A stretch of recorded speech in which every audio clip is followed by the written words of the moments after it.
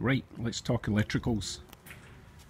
I never had my alternator plumbed in, so I didn't have a volt gauge plumbed in, didn't have my tachometer plumbed in. Don't technically need a tach in this car because it's an auto, but it's nice to know where it's sitting at. Right, basically, alternator in these cars, or these motors, really simple. You've got this constant live here, which connects to, well, I've connected it to the starter because it's a constant live. That's a 10 gauge wire, so it's quite a meaty one. This little red one is an exciter, I believe. So that's the second plug up. That runs into the same one, the 10 gauge, so it's a constant live as well. This green one, this goes to your little red warning light in the dash. So that comes on with the ignition. If your alternator is running good and charging the system, then that little red light in the dash will go off. So it will come on with the ignition. Once you start it, as long as the alternator is working, the little light will go off. What else have I done? This is so easy to wire up, honestly, compared to the stuff I'm used to.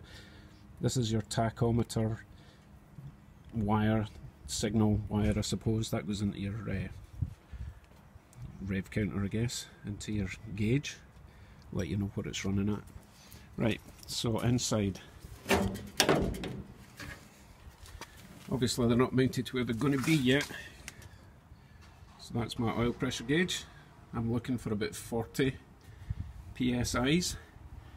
Tack up there for now. Really don't care as long as it moves. And my volt gauge over there for now. And I want that to be up about 14 voltages. And the rat's nest has begun, but obviously that's going to have to be mega tidy because I don't have room for that kind of shenanigans. Right, let's start it up and see what the gauges are doing.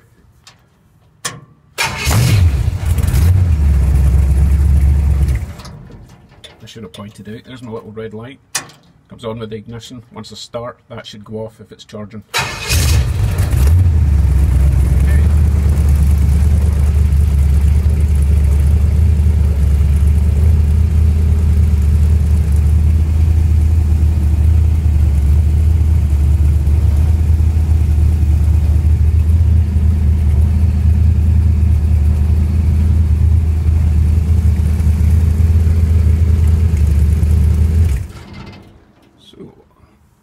Everything's working good.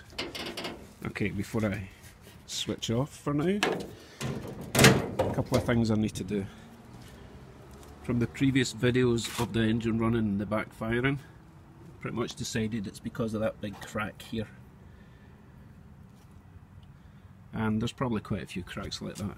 So I'm going to have to take the headers off, re-weld them, and I bought some titanium exhaust wrap. I can open the box. So I'm going to paint the headers black, high temperature paint, wrap them in this stuff, and that should solve a couple of issues actually. That's supposed to help with the flow as well because it keeps the heat inside, blah blah blah. I don't know, we'll see what happens. So yeah, that's about it for now. Tune in again when I've actually got something done. Cheers.